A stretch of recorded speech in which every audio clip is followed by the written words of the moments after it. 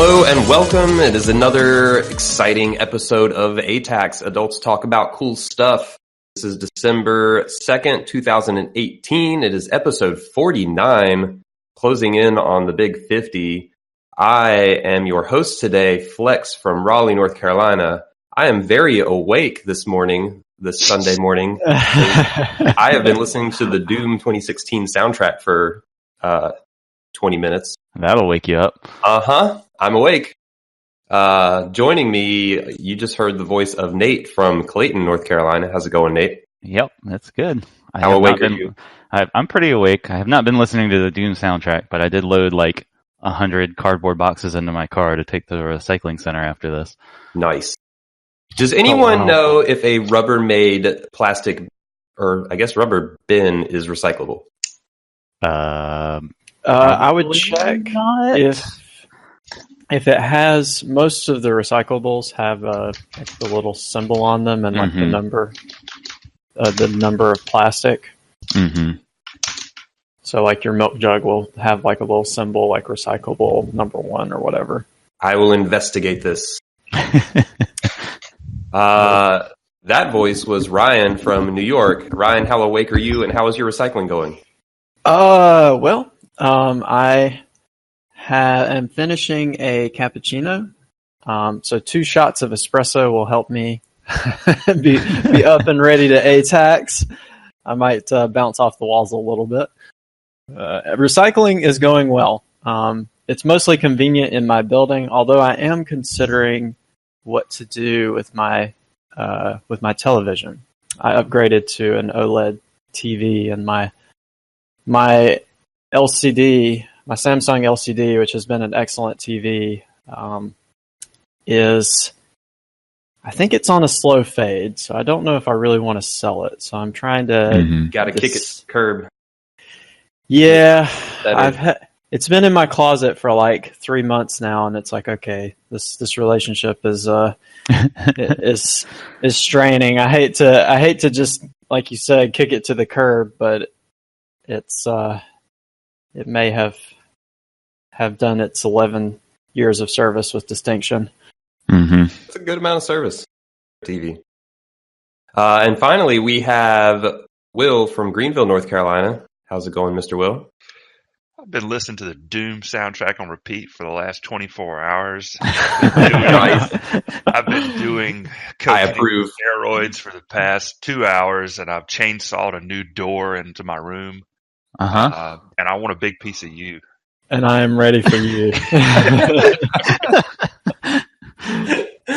Oh, man. Well, Will sounds absolutely rip-roaring and ready to go. So maybe we'll start with Will and ask what you've been playing lately.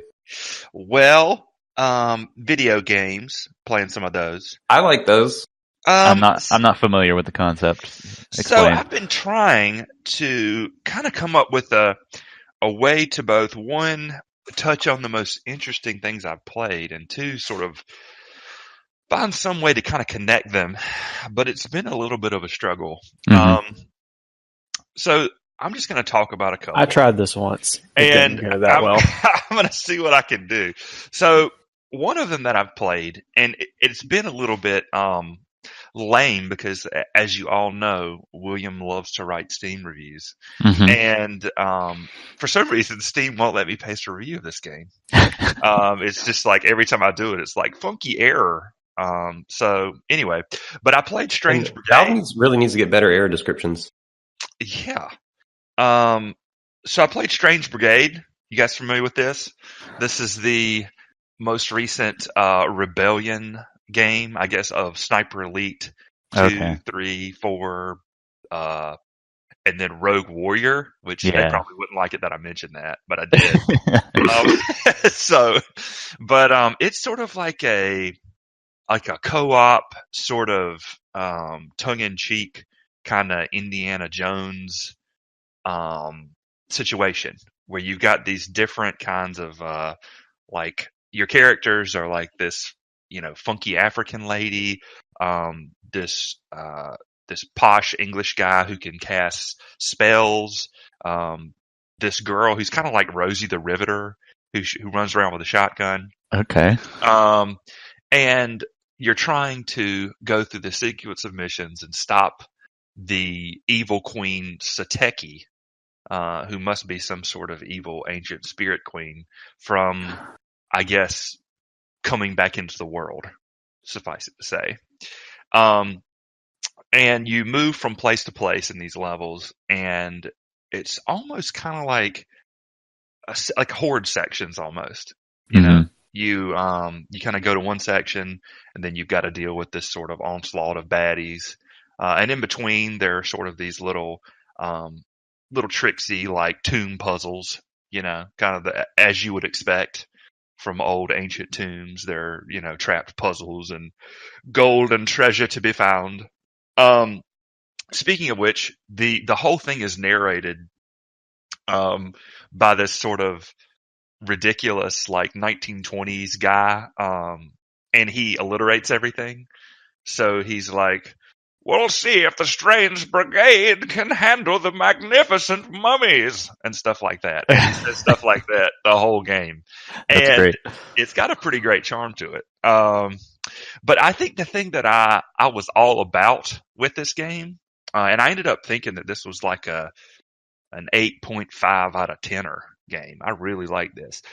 Is because it really kind of makes you focus on the environment, very, very much. So, you know, every area that you go into will have kind of a variety of like different traps. You know, you might have some sort of orb you can shoot that will cause these blades to come up from the floor. And then there's like probably 5 or 6 different traps, maybe even 8 in each area. Some of them you can only use once. Some of them maybe you can activate 3 times. But with the amount of enemies that are coming at you, you can't really make it if you're just shooting your gun. And so it really becomes this game of trying to sort of like with you and your co-op partner sort of trying to kind of move this big morass of enemies around, and trying to sort of use the traps most efficiently to take them down. And then of course there's also an amulet ability that you have. So every one of these enemies that you kill drops this sort of blue soul energy. And after you've collected maybe, I don't know, 20 pieces of this blue soul energy, you can activate your amulet ability, which is sort of like it's sort of a super ability, but it does kind of require a little bit more. It's not just like a BFG 9000 situation where you just hit it and it clears the whole room. So it might give you the idea, like it might let you grab an enemy, you know, and attach an explosive to them and like throw them back into another pile of enemies or something like that. And so, and to collect that energy, you have to kind of hold this button down. And when you're holding the button down, you know, you're not attacking. So you're just sitting there trying to gather this energy. So it has this really, really kind of intense and engaging dance where you know, like I said, you're kiting enemies around, trying to figure out when to use the traps, trying to collect this energy to use your amulet ability. And of course, in between all this, you know, you're just shooting them with your gun normally. And the guns also kind of have a certain rhythm to them. So my, you know, co-op partner was playing like a long distance rifle. I was playing with a shotgun, and my shotgun had to pump after each shot. So it wasn't like an automatic, like blam, blam, blam. So it requires like a lot of kind of timing, and I guess this sort of dance that it gets you into. And then of course, when you actually do these little puzzles so the game has a really good pacing in that way. You know, you'll have this really, really intense sort of firefight, then you'll move forward and you'll have this sort of puzzle section. And a lot of times the solutions to whatever the puzzle is are kind of spread across the environment as well. So it's almost like the developers have come up with a really, really ingenious way to kind of make you pay attention to the environment at all times. You know, you're just always thinking about, well, you know, what symbols am I looking for? And, you know, what would the kind of code be for this particular puzzle? Yeah. So, I'm looking at a trailer on Steam, and like, just like watching this while you're describing it, it's like all the stuff that they're showing in this pretty well made trailer that kind of shows off like a lot of the movement and options and like corralling enemies and traps and puzzle mechanics, like kind of frenetically going back and forth between all those. And it sounds like they actually hit that in the actual game, which is cool. Like it looks really kind of kind of awesome from this. I had a great time with it, man. So, I mean, I don't know exactly what it would play like in single player. But as soon as I finished it, I was like, oh, they're coming out with apparently 3 DLC levels, and I really want to touch those. And I'd actually like to play through it again with a different class that has kind of a different standard weapon and amulet abilities. But yeah, it's a really good time, man. And I was surprised. I think one of the things that I said, I've kind of got a review that I've written for it that I haven't been able to post. But one of the things that I wrote is just how amazing it is that, like, you know, the same developer that made this made Rogue Warrior, which had a 29 Metascore, which I don't want to let them forget that, just in case. But that's, I mean, not that Metascores are the be all end all, but Rogue Warrior was a total turd. So how much cursing does this game have? Strange Brigade. I don't think it has any. I mean, it might have. Well, see, here's the thing, though. Because that was the thing with Rogue Warrior, right? Is it was like an F-bomb twice a sentence. I mean, it wanted you to know how hardcore it was, okay? I mean, if you were going to forget, yeah, it was immature, as you might say. See, but there might be curse words or there might be expletives that are used that I didn't recognize because of, like, the 1920 slang. Oh. So, I mean, they could have said, you know, these doppling zombies, and who knows, maybe that might have been offensive back in the day, but I wouldn't know. You know, kind of like a bloody, you know, these bloody blah blah blah blah blah. Right. But yeah, I really dug it, and there's not like I don't know. I'm trying to come up with it. I didn't find that there was any sort of, this isn't the one that you're going to be thinking about for weeks trying to make sense of, you know, or anything like this. But it was really, really engaging, and every time I played it, I was like, "Oh, that was freaking fun!" So that's what you want, you know.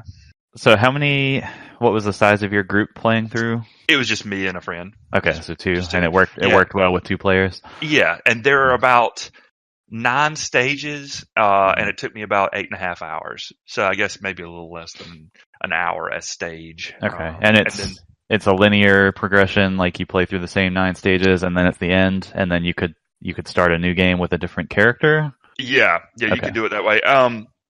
The environments sometimes are a little bit more kind of, I guess, not strictly linear, but I mean, it might be that there are 2 ways to get to one zone as opposed to, you know, I mean, linear is probably the best word for it, though. Yeah, I mean, it's not a roguelike where you're playing and it changes every time or anything like that. It's a story. Yeah, everything is very purposefully designed. And another thing that's kind of interesting, now, I don't know how much I love this idea, but you start with 1 amulet power.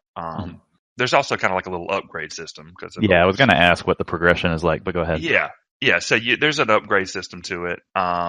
But at the same time, you can unlock 1 of 4 different amulet abilities with your character. And the way, for most of it, you know, if you're trying to upgrade your weapon, you just do that with the gold that you find. And then, of course, you can also find these mods to kind of put in your weapons. And the better weapons have more of these mod slots. So, you know, I think at one point my shotgun had like a freezing mod to it, so it would deal ice damage, and it also had like ability to leech life, and I think I also put something in it that made it shoot and reload a little bit faster. And you can find those kind of in the environment, but to actually unlock another amulet power, which are kind of like your little super abilities, you have to find a complete relic set, which and we ended up finding 2 different complete level relic sets during our playthrough. But those are, in a sense, kind of like the game's collectibles. So it's kind of like an annoying thing because, I mean, obviously the amulet powers play a super central role, and you want to have one that you're happy with. And depending on your character, you might start with one that you find a little bit underwhelming. But that kind of forces you, if you actually want to get a different one, to kind of pay attention to these collectibles. And so on the one hand, I can see how that would be a good thing because, you know, it kind of plays into this whole theme of, you know, pay attention, you know, where are you going and, you know, where is everything in the environment. But on the other hand, it's kind of like, well, you know, you're kind of forcing people to find collectibles if they want to experience this aspect of the game, or if they want to kind of switch this up. And I didn't find it to be. I guess when we first started, I was like, oh, these are kind of gated that way. It was kind of annoying, but finding the relic set wasn't, it wasn't all that bad. Right. But, I guess the distinction there is it enjoyable enough to actually seek those out, or does it feel like a headache? Oh no, I mean, I didn't think it was Okay. a bad. I think it just in theory, when you think about it, it's like, oh, really? Really, I can't unlock these items unless I go find sets of collectibles. But it was, if you find all the collectibles in or not even all of them, but like most of them in one level, that would typically get you a relic set. So if you really kind of painstakingly, I guess just explore everything in a level, you should generally be able to get a point to unlock a new amulet ability. And the second one I found, I was really happy with. So, but I think I ended up getting 3 total of the 4 that I could have unlocked. So anyway, but yeah, so that was Strange Brigade. I don't know. Does anyone have sounds cool. Yeah. Anyone have a question on Strange Brigade? Anything they want to You said this was in the Sniper Elite thing? Well, it's by the developers of Sniper Elite, but it's a different thing. Yeah. Sniper Okay, Elite's it sounds looks like about what it sounds like, I guess. Kind of just the big appeal of Sniper Elite is watching bullets penetrate men's testicles and things like that. So I mean. And you follow these franchises partly because they have a co-op component, is that right? Yeah. I mean, I won't go into it really extensively, but one of the neatest things about Sniper Elite is they usually have a mode where you have like a guy on the ground who's sort of a spotter, and then a guy up kind of in the in the nest, you might say. And so there's some kind of cool asymmetric co-op play that they have in a lot of the Sniper Elite games. But anyway, yeah, those are fun. Nice. Yeah, I'm glad you're enjoying it. Well, we done did it, man. Yeah. I mean, I enjoyed it, but yeah, I'm waiting on these to go on sale because I'd like to play through those too. Yeah. So what was your character when you played through? I played the Rosie the Riveter girl. Her name was Gracie. So you said she had a shotgun. Yeah, and it looks like, looking at screenshots and videos, it looks like there's a lot of horde type encounters. So oh yeah. I assume the shotgun player's role is to corral the horde. Right. And my co-op partner played Frank. This guy's named Frank with a red coat, and his kind of special ability is if he headshot an enemy, it would cause a little explosion. Nice. And so he was very into sort of he had to kind of pick which enemy to headshot, and then trying to sort of whittle the hordes down that way. And also, of course, he shot a little slower. So he had to be very careful. I could kind of get in these situations where there'd be a lot of enemies kind of surrounding me. But if he kind of got in that situation, he really didn't have a good out. So he had to kind of pay attention in that way. But yeah, those were the characters we did.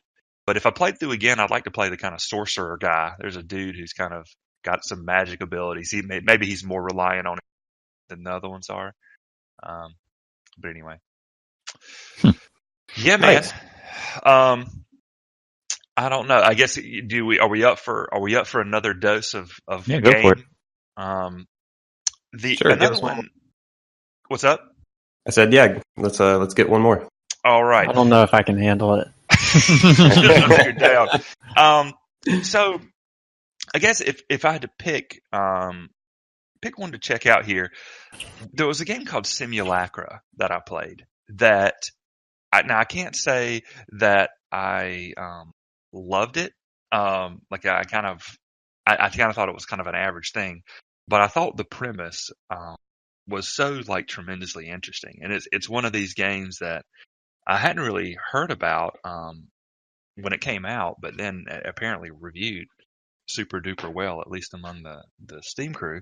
And it's kind of a game where it's one of these found phone games that I guess at this point William might be legendary for playing. There's a normal lost phone or replica or whatever, where you find a phone and you're like, what is the deal here? But I think, and you kind of, I guess, explore through the phone, and they're kind of these puzzles to kind of unlock different aspects of the phone to learn more about the story. And it seems like in these games, there's always some part of the phone that, like, there's like a password, an extra password to it, so it's like, even if you need the password to get in the phone, if you want to get into the real deal secret files. Yeah, because everybody's really careful to like password protect their files on their phone. Right. And a lot of times, like, the puzzle. Wait, you guys aren't?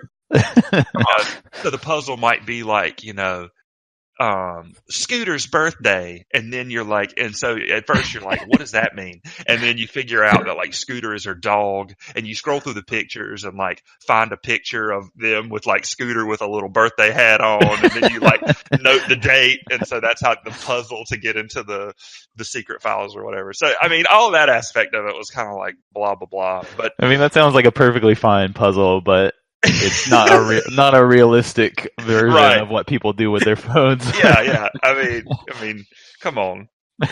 Who really has a birthday for Scooter? Scooter looks like he poops on the floor. Anyway. I know people with dogs who really like their dogs and throw birthday parties for their dogs. So you are probably right. I mean, I might be selling. I don't think that's the unbelievable. That is something people 100% do. Well, okay. We also know people with dogs named Scooter, although I don't know if that was just a made-up example or not. Oh, well, my mind didn't go there immediately, but you're right. Right. Right. And he is not the type of person. He's probably a little bit more of a neglectful dog. Called out. He's definitely a neglectful friend haver. Moving on. Salty. Anyway, so but the interesting idea here is, I guess, if you think about like the idea that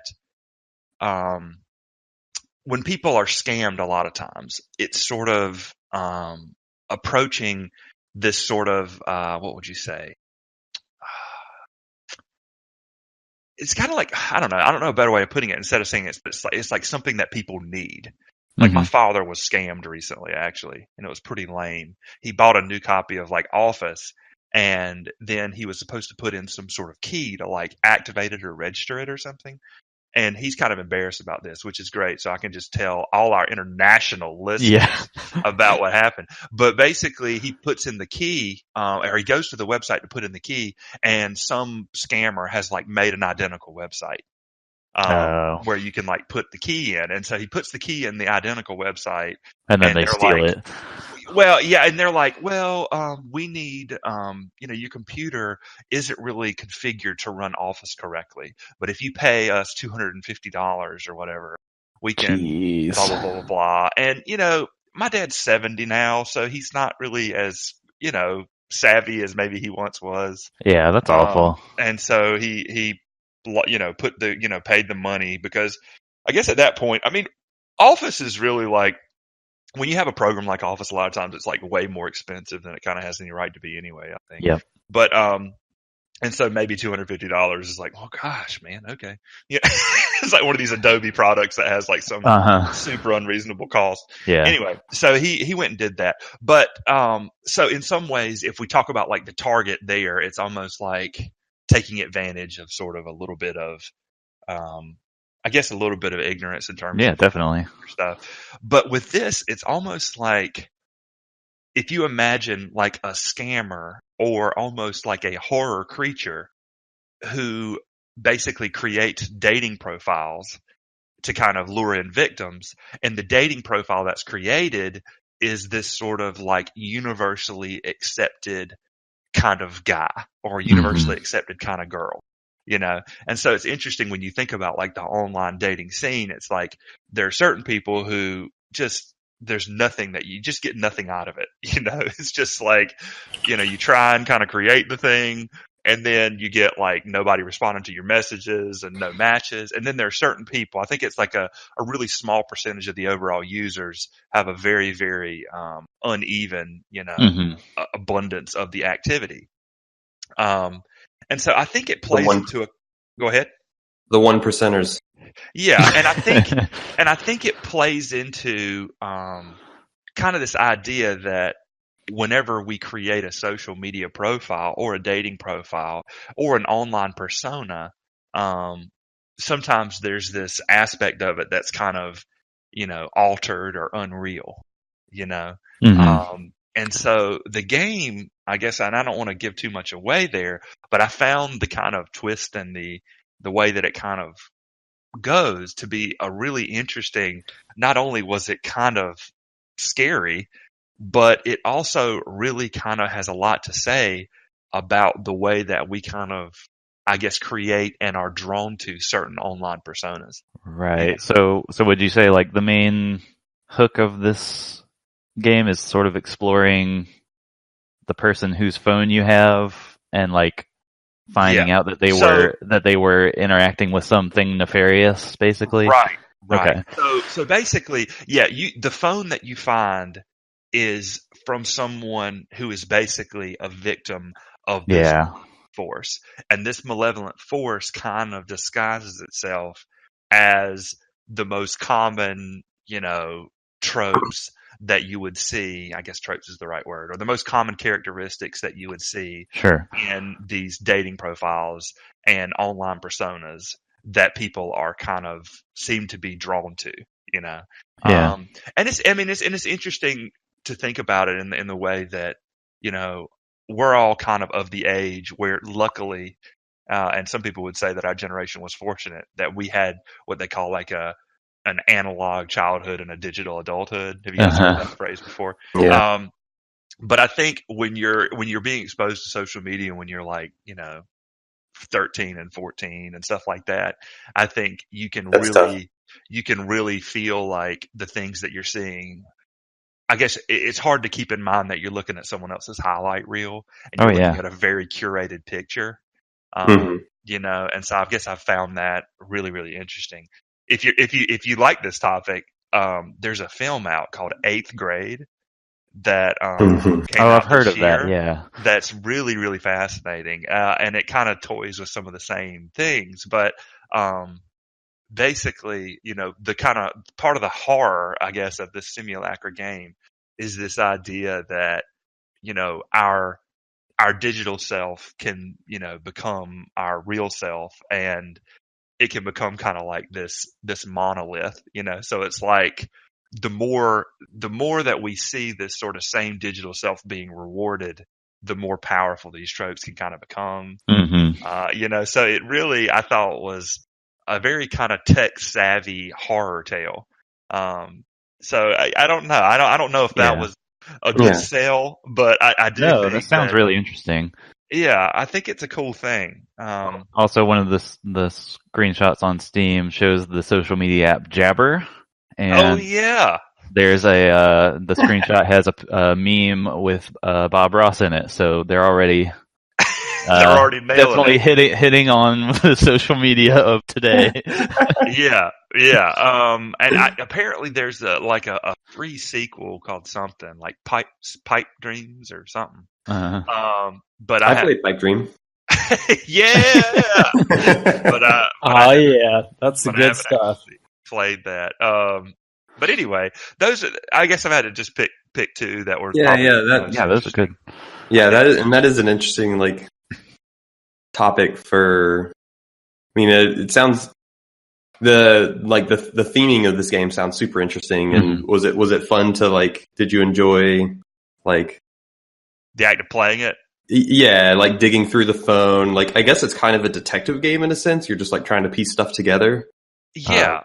I think the main things that I didn't like were that it was actually a little linear in terms of, so part of I guess to just talk about the very beginning of it, the girl that you find has been dating a guy named Greg, but she broke up with Greg and she met this other guy named Taylor on this dating app. And when you find the phone, you have no association with any of these people, but both of them are trying to get in contact with the girl, and they don't know what happened to her. And so it's almost like the game has you kind of it kind of forces you in a sense to kind of bounce back and forth between these two people. So for instance, like you'll talk to Greg and he's like, yeah, I don't know where she is, but maybe you could look here, or maybe you could get in touch with this person and maybe they'd know where she was, you know? And then the game like won't progress until you talk to Taylor about it. Gotcha. And then you talk to Taylor about it and he's like, well, maybe you could try this. And then, and of course they don't really know that anything bad has happened to her. So they're both trying to but when they learn about each other, like when Greg, who's her ex-boyfriend, learns that she had been at least having a conversation with this other guy, Taylor, he's all upset. And then he's mad at you because you talked to Taylor and stuff like that. Yeah. So there's this sort of weird, like, bounce back and forth thing where the game kind of, it's like it won't progress unless you talk to the other one. But then once you talk to the other one's mad at you. Right. So Yeah. you're kind of like, yeah, okay. But so I felt like the in-game progression was probably less interesting than the premise, or at least than what the game ends up being. And it took me about 4 hours to get through. So I mean, that might be a reason not to play it. It might be just worth like, you know, reading a plot synopsis or reading some people's interpretations of what's going on, or of course, if you decide you didn't want to play it and you want me to give you some more details, I could do that outside of the podcast. Right. But, anyway, Cool. yeah, that's Interesting. Simulacra. Yeah. Nice. Oh yeah. Seems like some cool stuff. Yeah, dude. And I know you've played like a dozen other games since the last month plus since we did our last episode. Oh, yeah. Those sound like some cool ones. Oh yeah. Oh yeah. We can leave it there. Yeah. Mr. Nate. Fran's like, neither of those sound good. Oh no, I was just musing on like it has been a while since we've had our last ATACS, and It's been over a month. I was reviewing my list of like almost like 10 games or whatever that I messed around with. Yeah. Oh yeah. Well,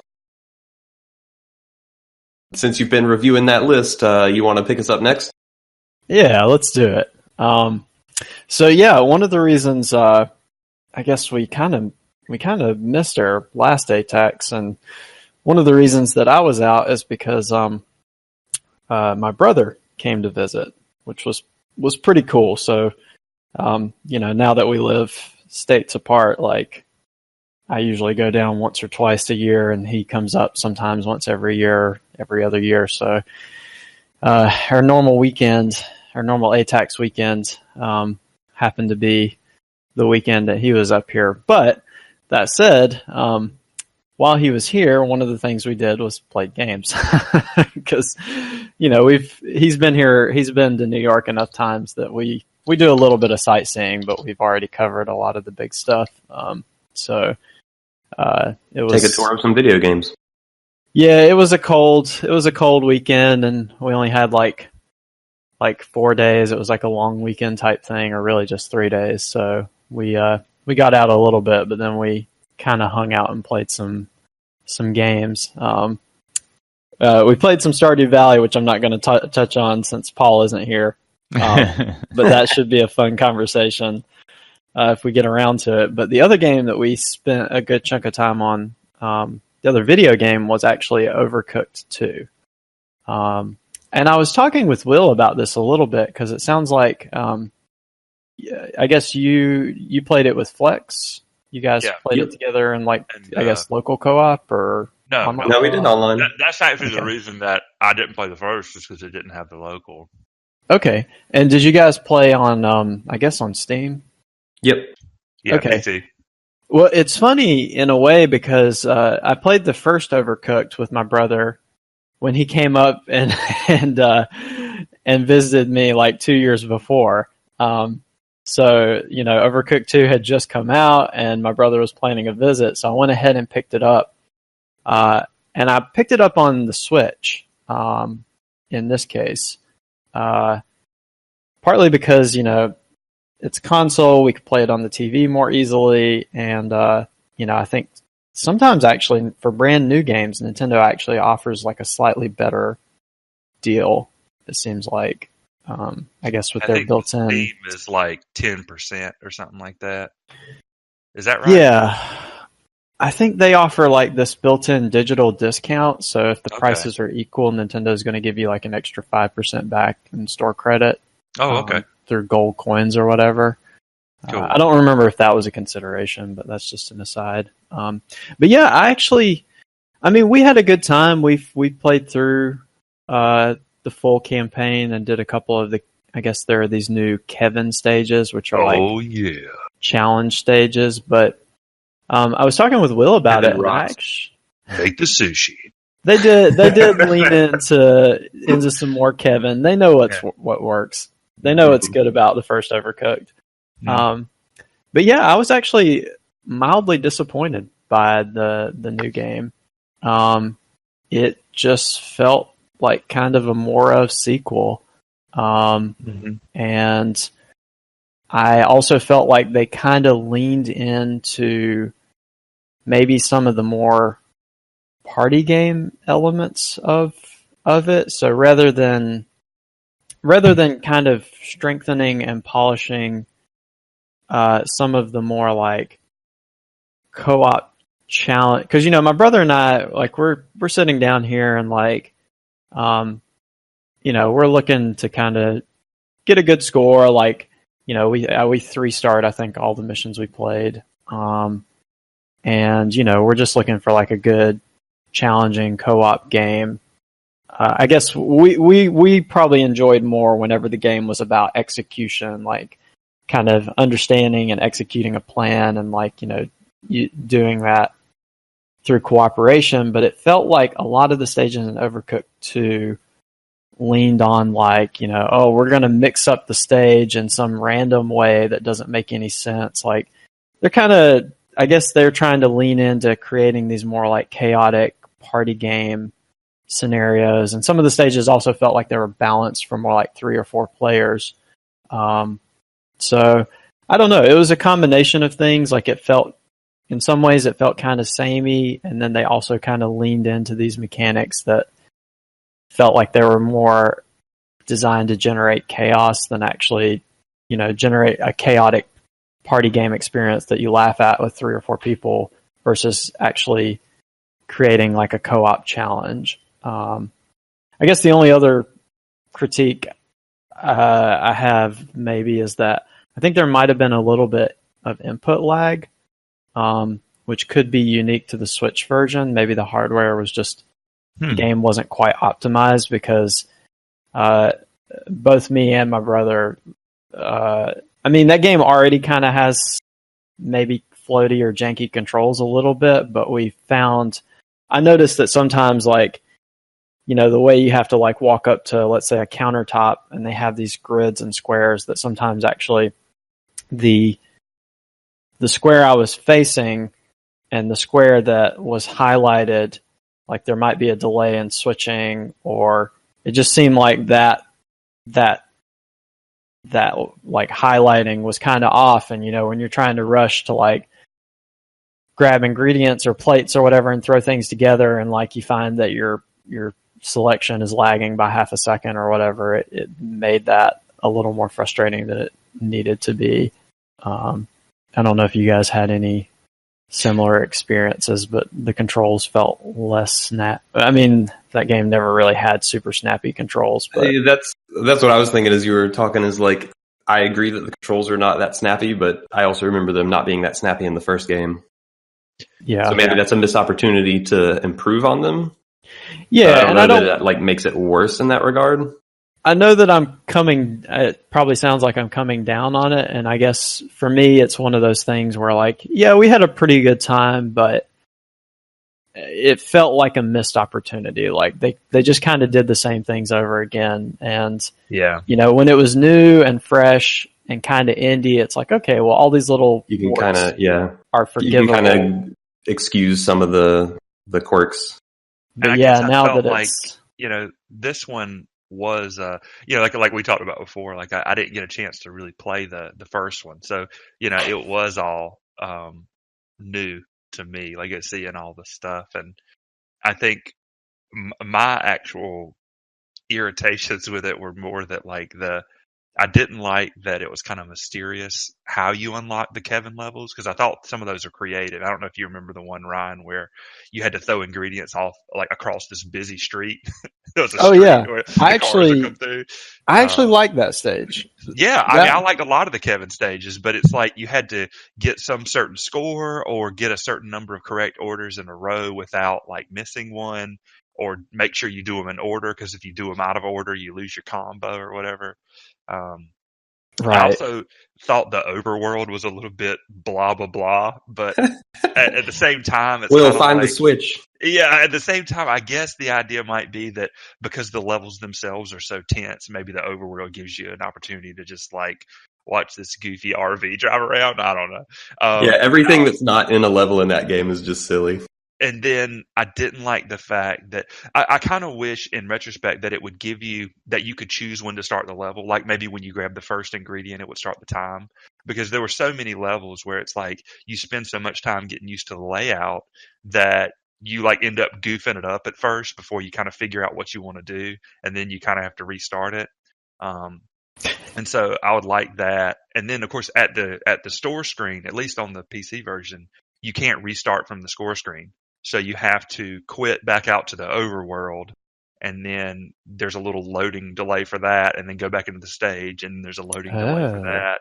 And so those little quality of life pieces I thought were lame. But the only thing I could really compare it to was that game that we played, Ryan, the No Heroes Here, or I don't know what it's called. Yeah. And the thing about that one is like, because the levels didn't change, it was almost like once you figured out the trick, it was just executing the trick for like 10 minutes, you know? And I guess with the way that the levels switched up in the Overcooked, it was kind of like you had to kind of switch roles on the fly sometimes. And so I guess I felt like it made it a little more engaging to kind of have to switch it up, but you know, I can understand.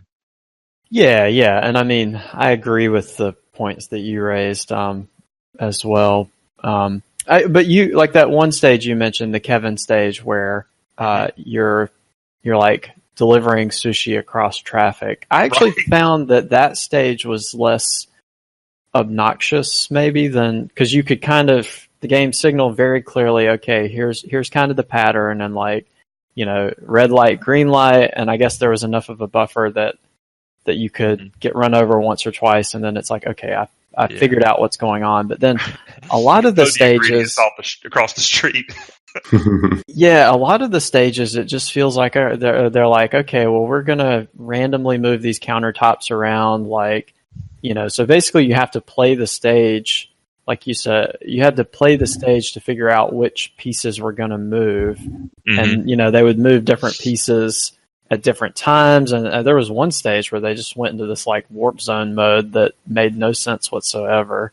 I guess that's a minor spoiler, but yeah, it's just like they did this kind of goofy, and it's like, yeah, I guess this is clever, but man, it just feels like you have to, it's not consistent. Like you just...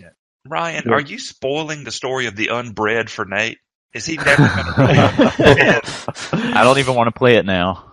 Yep, I'm sorry, I've ruined the game. But anyway, yeah, I guess the TLDR is that it's kind of similar to Overcooked 1. Gotcha. Maybe a little too similar. Okay. For me at least. I guess maybe a couple other things to talk about quick-ish. So you were talking about detectiving, sleuthing, and that reminds me a little bit of I've been playing, I guess I'm a few hours into Detroit. Become Human. Yeah. So have you become human? You know, I am become human. I guess. I feel kind of human. Okay. Doing its job then. Yeah, that game is interesting. I'm trying to figure out how to approach this. First, I have to know: is this your first Quantic Dream game? Because I feel like that color that does matter in some weird way. I know Ryan has played Indigo Prophecy. Yeah, I've definitely played Indigo Prophecy. I played a little bit of Heavy Rain, but not much of that. But you do have exposure to their quirks. I know Yeah. Ryan's been hit with a love TKO. Bam, bam, bam. That game was awesome until like the last 3 hours or whatever. Right. But yeah, I guess, so this is, and I played another game, Forgotten End, where it almost feels like the game is more of a movie than a game in some ways. It's very story driven, it's very cinematic, and it's kind of like, yeah, I don't know. I'm enjoying it so far. So like, I guess as kind of a summary, like I can say that I am enjoying this game so far. And I guess maybe to break it down, there are a couple of aspects of the game to talk about, right? One is the story itself, and one is the gameplay. As far as the story itself goes, I mean, and I don't want to spoil anything too much, but at least not right now. But it's interesting. Like they do some things that are kind of interesting, but I don't find that it's particularly clicking with me in like a deep or impactful or meaningful way.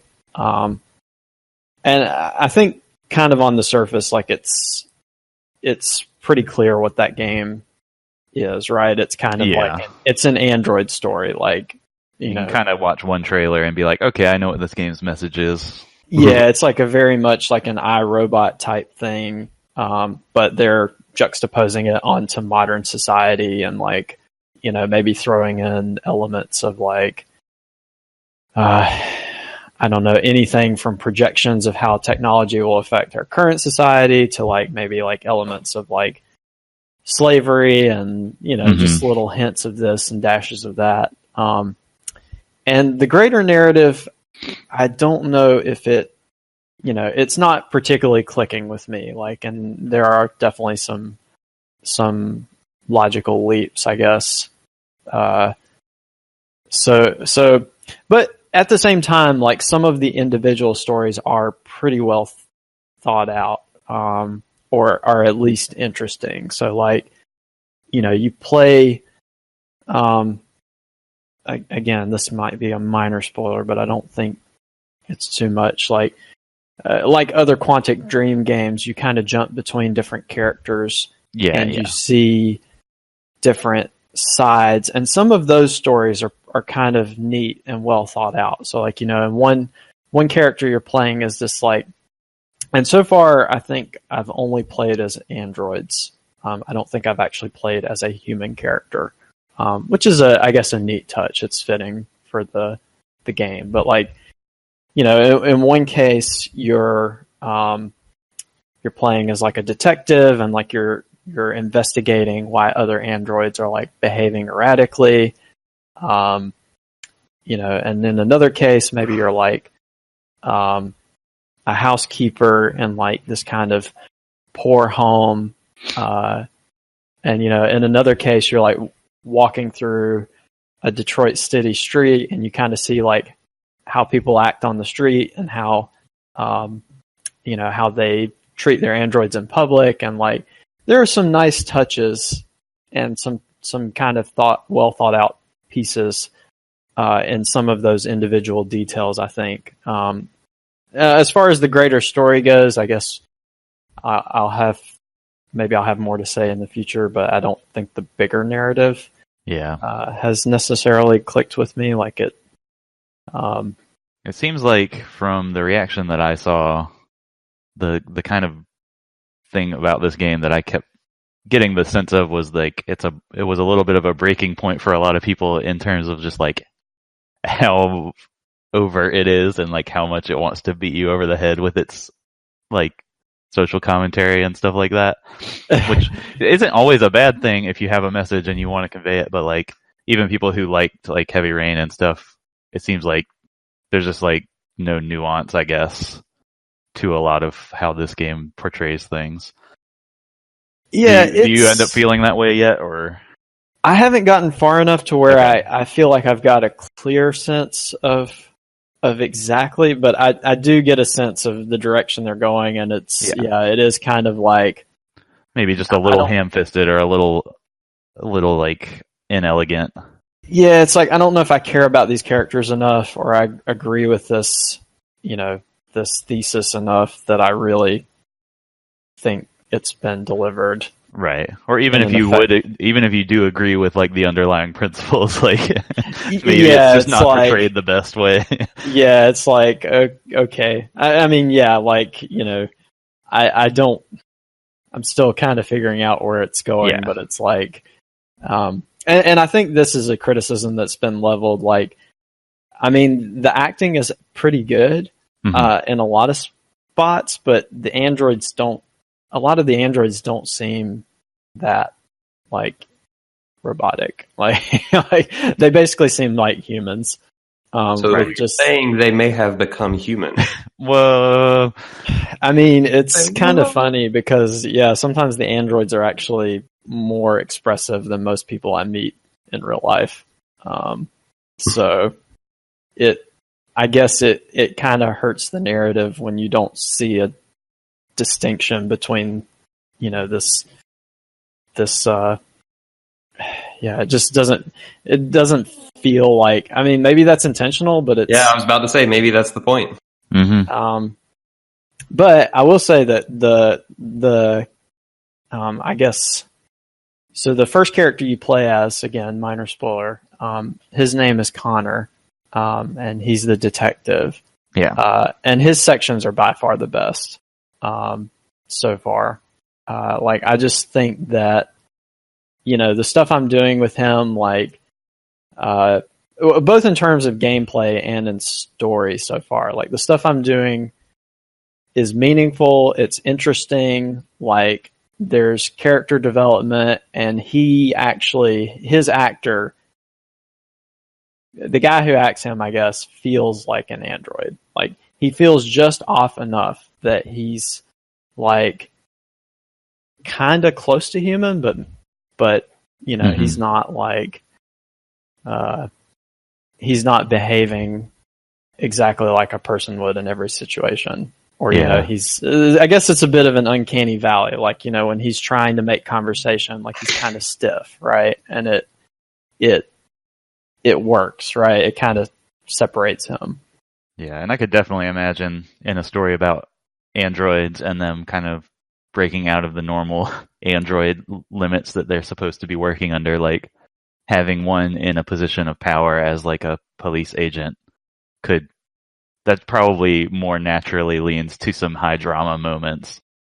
Yeah, it definitely, I think his sections work pretty well. And the other thing too is, I guess, in terms of gameplay, like, I mean, I don't think this is unique to Detroit, but in games, I guess in similar games, and really in a lot of cinematic games, like, gameplay can be kind of secondary, and that's not necessarily a bad thing.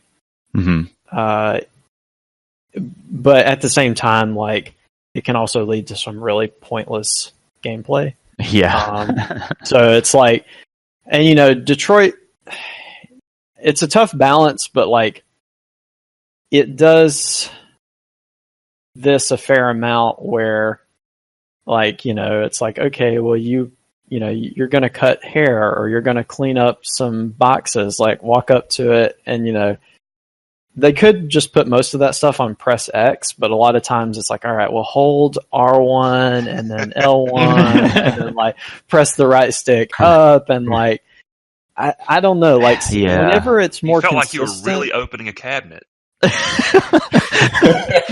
Yeah, it's like every now and then it's like, okay, I kind of get where this is going, but I guess Mark Brown has a video on, like, context and verbs, and I guess because so much of that is just specific to those one situations, like, when they start reusing them, it can be more effective, but when you're like, okay, well, I want to, like, set this table because I'm like a housekeeper android. It's like you walk up to the table and it's like, all right, what buttons am I going to have to press? And, so basically I'm just following the game's prompts. And there are some exceptions to this rule. So a couple of good examples. One is that, if you pick up like a book or a tablet or things like that, the game tells you basically just to flick on the little touchpad on your PS4. And I actually think that's kind of neat. Like, that works pretty well because that's how you operate a smartphone in real life. Yeah. At first I was like, that's kind of janky, but and there are enough of there are enough little books and things you interact with that it's like they can keep that consistent. And then sometimes there are like quick time events, and that also works because it's like, okay, well, if you're doing an action sequence and you have to press different buttons, as sort of a reactionary thing, it's like, okay, I kind of get that. Like, it makes it more of a reflex challenge. But I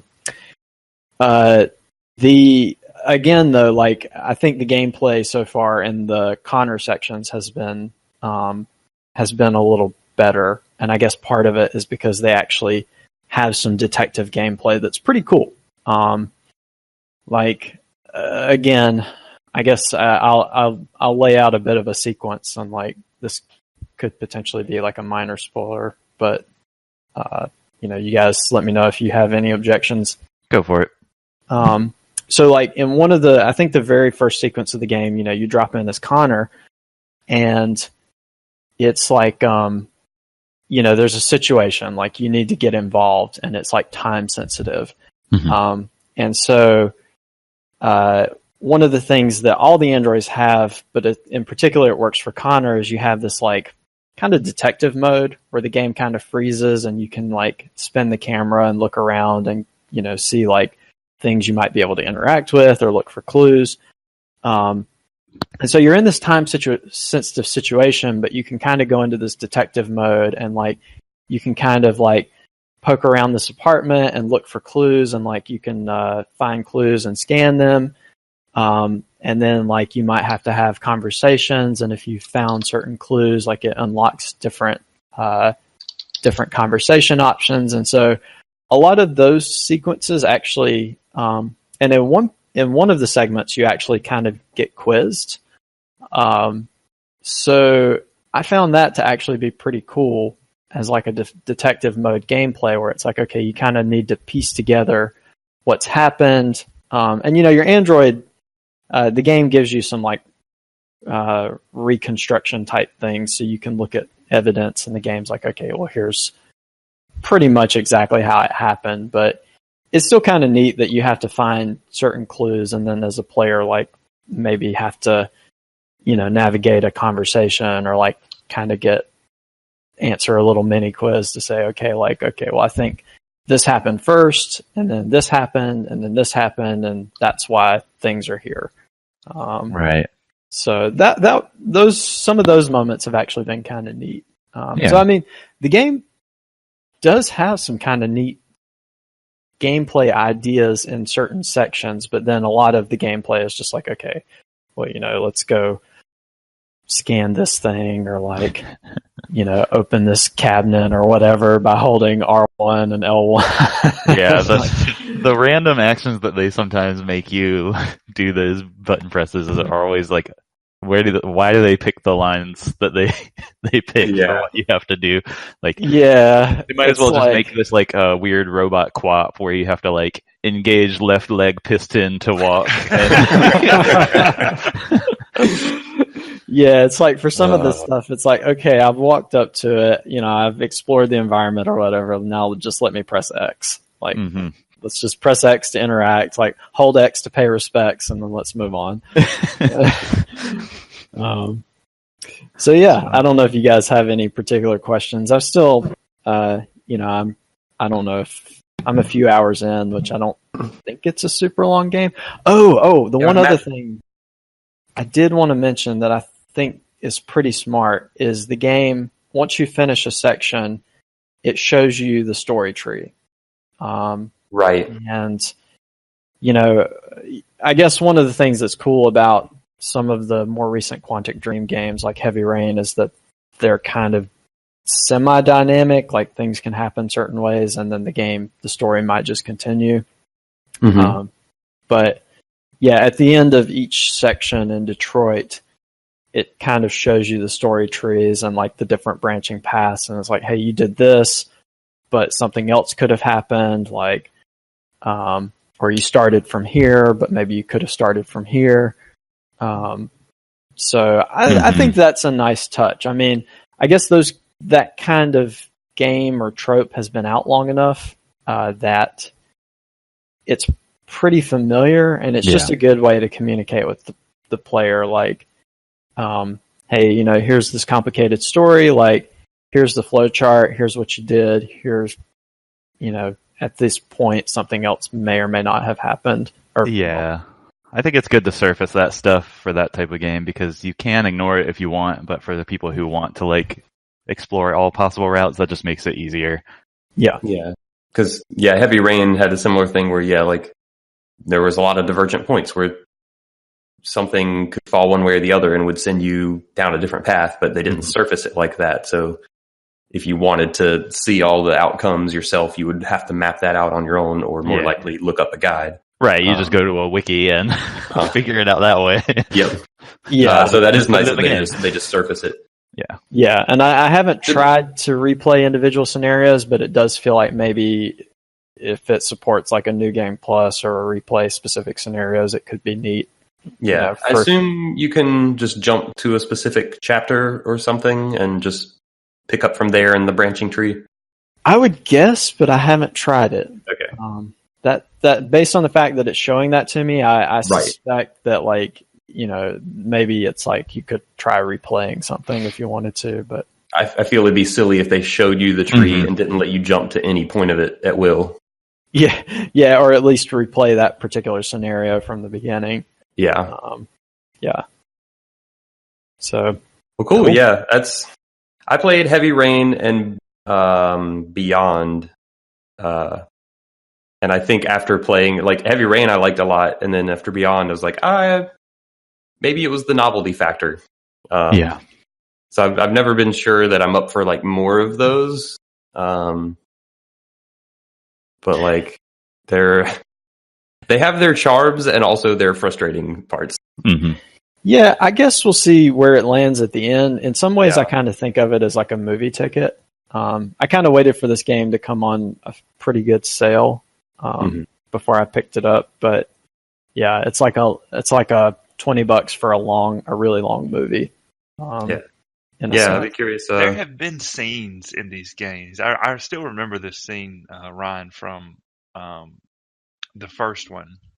Well, the first one that we played. I don't know. The Indigo Prophecy? Yeah, where you're running through traffic or something, and all these cars are like dodging you and stuff, and you have to like swipe right and swipe left to like dodge these cars.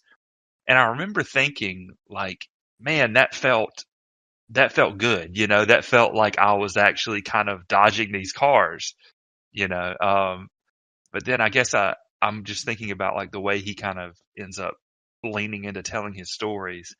And I think it's one of these things where obviously you can't achieve a really, really impactful story without really going for it, but I almost wonder if it's like, if you go for it so hard and then you miss, if it like falls flatter, or something like that, thinking about these stories. But I don't know. I think at the very least, everything that dude seems to put together, David Cage, is interesting, Yeah, it's tough. I mean, I do like some of the quick time event challenges because like you said, it creates this kind of like reactive experience where it's like, okay, well, something's happening in the game. Like, do I need to press triangle or swipe left or swipe right quickly? And like, especially when it sort of fits the context, it's like, okay, that's kind of a neat challenge. But also, like you said, with Indigo Prophecy, like, I actually really like some of the set pieces and scenarios and like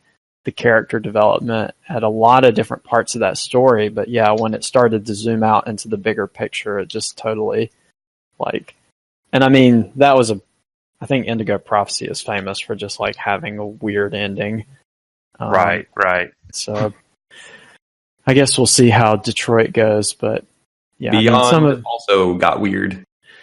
Some of the character development and set pieces have been pretty well thought out, especially at the beginning. Like it seems like, I don't know, maybe they just polished those front pieces really nicely, but then they just they go off the deep end. They're like, okay, well here's some cool characters, like here's some well thought out scenarios, like now let's go, turn into Super Saiyan or whatever. Yeah. Right. So I guess the only other thing I want to mention, not about Detroit, is I have played a little bit of One Finger Death Punch. Game is hilarious. A lot of fun for a 2-button game. Yeah, that's all I really want to say. It's simple, it's cheesy, it's really stylish. Okay. Nice. And I don't know, if you want a little actiony 2-button stick fighter for like 99 cents on sale on Steam, it's worth at least a look, I would say. Nice. So that does it for me. Okay. All right. All right, Mr. Nate. Uh-huh. Tell me about barcodes What about them? on your skull. Well, Or anything else you want to talk about. yeah. I mean, I can talk about Hitman 2, or we can save that for another time when some of you guys have played some more of it. Yeah, we can either way. Did you I've barely started it, and I think Will may have barely started it. I'm not sure. I've done like the first 3 missions of the 6, I think. I think there's 6, and then there's 6 new ones, maybe. Mm-hmm. Yeah. We can talk about that now or later, either way. Yeah, doesn't Did matter I to me. hear that you have been playing, is it Thronebreaker? Thronebreaker, yeah. Okay. So those are the 2 main games I've been playing. So I'll start with Thronebreaker, Yeah, and start with then Thronebreaker. if we want to do Hitman, we can, or we can save that for next time. Right. But yeah, Thronebreaker is the very generic title. The subtitle is The Witcher Tales, which is probably going to catch a few people's interest a little more. The Witcher. It is a spin-off game for the Witcher series, and also basically a single-player campaign for the Gwent card game. Okay. Yeah, I'm kind of curious to hear, like, how much of it have you played, if you don't mind me asking? I am approaching 30 hours in this game. Wow. So Yeah. you going down the rabbit hole a little bit. Yeah, I looked up a walkthrough guide this morning before we started, and it looks like I'm a little bit over halfway through. Wait, so it's like a 60-hour Gwent? Maybe? So hang on a second. Like, so if I'm thinking like, so Witcher games ain't short. Final Fantasy VIII had Triple Triad, Yeah. and I'm just picturing that Square takes Triple Triad, Yeah. and like somehow, I mean, is this campaign? Is it like text based, or is it like No. there's actually? So, Explain to Alright. me how Square takes Triple Triad and makes it into yeah. a 60-hour game. So, Triple Triad is a very simple game, so that's probably not the best comparison. I don't know how much Gwent you played. I haven't of- played The Witcher Okay. 3 yet. Gwent, similar in complexity to something like a Hearthstone. Okay. And so imagine if Triple Triad was as complex as something like Hearthstone. Okay. So imagine you had Final Fantasy VIII, but instead of the normal battle system, anytime there's like an action sequence, you play a game of the card game.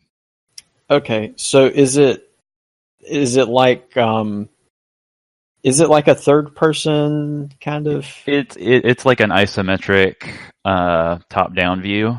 Okay. So you're sort of a Diablo style, if that helps with perspective. You click to move your character around the screen, wander around these large maps.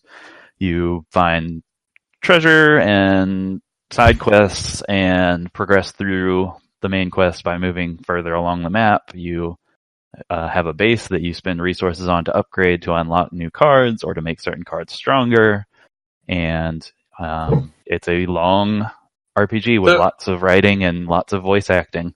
So in my head, wow. I'm basically imagining this as like, a Final Fantasy style JRPG, but when you do that transition to battle scene, it pops up Gwent. Yeah, 100%. That's basically what it is. They made they made an RPG. It is a full they swapped full out RPG. active time battle for Gwent. Right. Instead of having characters that have stats and upgrade, and you have a battle where you trade hitting opponents and they hit you, it's Gwent. Okay, yeah, and I guess so.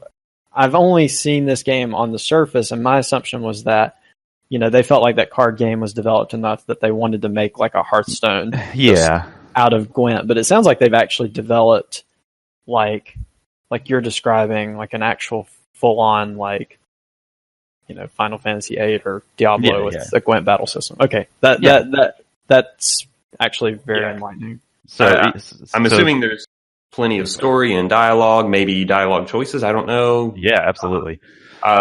Maybe shops where you buy cards, Yeah, not as much as shops, but there are ways to get new cards and upgrade them for sure. Skill trees. But yeah, there's a very small skill tree, which is upgrading your camp, basically. Okay.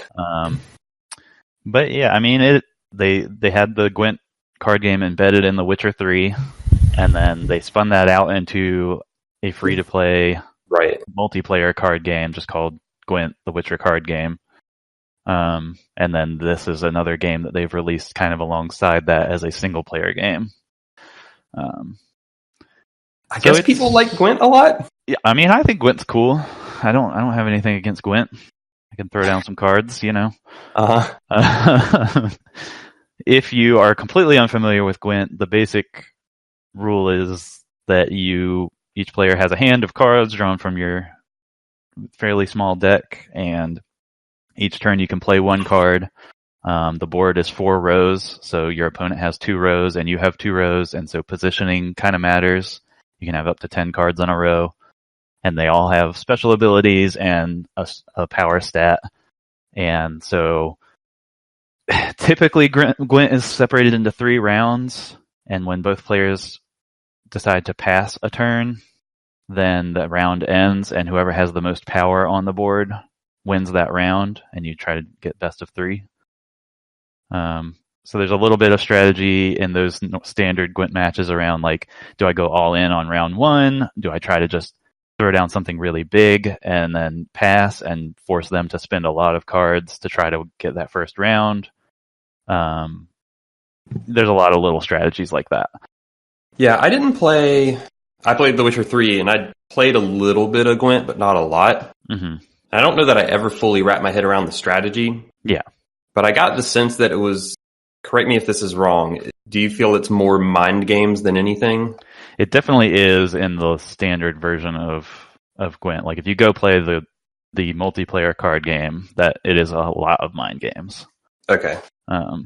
Trying to fake out your opponent, try to make them think you're going for a full blitz on round 1, and then pull back at the last second and make them spend a lot of cards to overcome that kind of stuff. Mm-hmm. Which is cool. I like that push and pull of Gwent. But the Thronebreaker is not really that, because you're only playing against AI, and you're on such a RPG progression power curve that it just gets weird. It's not an evenly balanced card game when you're playing against these other opponents, because if you're doing side quests and figuring out which cards work together and things like that, it's more of just I'm going to steamroll all of these guys. Right. Have you been steamrolling most of your matches? Yeah, for sure. So what's the clip of match? Are you having RPG frequency of battles? Are you do you have stretches maybe dungeon equivalent type stuff where you're just fighting a lot of people? Yeah. And you're all right, I'm gonna play through a dozen Gwent matches in a half-hour span here. it's pretty constant. Like so you have these big maps that you're kind of walking around from the over the head perspective, and you can kind of explore around and find some resources, talk to some people. But in general, when you're like moving from A to B, there's just going to be either battles just in your way that you have to go through, or like side quests all along the way that you can do if you want. So it's pretty consistent. You're kind of always just bouncing back and forth between like explore the map, talk to some people, and then do some Gwent battles. And those three things just kind of rapidly are spinning. All right, I have to know. Uh-huh. How do they contextualize this, like, fictionally or narratively? Is it like, oh, you can't get through this this gate unless, I'm going to show you what's what and beat you in this card battle, and then you beat them and they're like, oh, I guess you're the better man, you can pass. No, so in fiction, they're not actually playing Gwent. Oh, okay. It's actually like a proxy for real fight. battle. Yeah. Okay. You play the main character is Meve, who is queen of Rivia and some other place. Lyria and Rivia, two kingdoms in this world. Geralt is of Rivia. Yes. So she has an army, and she's got a mission. She's fighting the Nilfgaardians, which if you played the Witcher trilogy, you kind of know what those guys are about. They're not nice people. And so the Gwent battles are primarily as an abstraction of military combat. That makes sense. She's got all these different units in her army, and you deploy them to win the battle. Yeah, that makes sense. I'd kind of forgotten that. Yeah, the cards are actual like military units. Yeah. And then there's also monster decks. So whenever you're fighting monsters, there's all the different types of monsters cards that you fight against. So I wish this game wasn't as long as it is, because it sounds kind of cool. It is cool. I am a little bummed about the length of it too, because while I'm enjoying it, I'm starting to feel a little bit. I don't think I'd want that much Gwent. Yeah, that's a big commitment. Yeah, The Witcher 3 has been on my backlog for a while, and it's like, man, this game sounds amazing, but at the same time, it's like, especially with something like that, you're kind of consciously carving out, like, it's like, okay, well, am I going to be gone for about 100 hours? Yeah, it is kind of a commitment, and if you're not up for a big game, then that's that. But I do think it's a surprisingly engaging and well-made RPG in the same way that, like, The Witcher is a great RPG because of its characters and because of its writing and everything. Yeah. Like, it's so... Like, if you told me that somebody was making a single-player card game, like, the last thing you expect is to have just, like, really good writing and characters. Yeah. Right? Yeah. Mm-hmm. Yeah. But that's, like, the best thing about this game.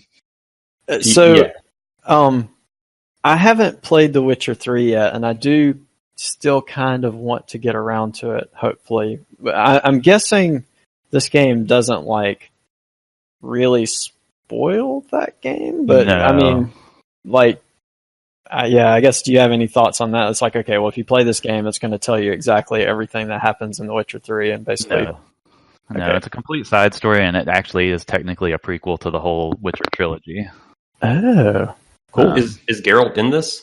I have not seen Geralt yet, but I wouldn't be surprised if he makes a cameo at some point.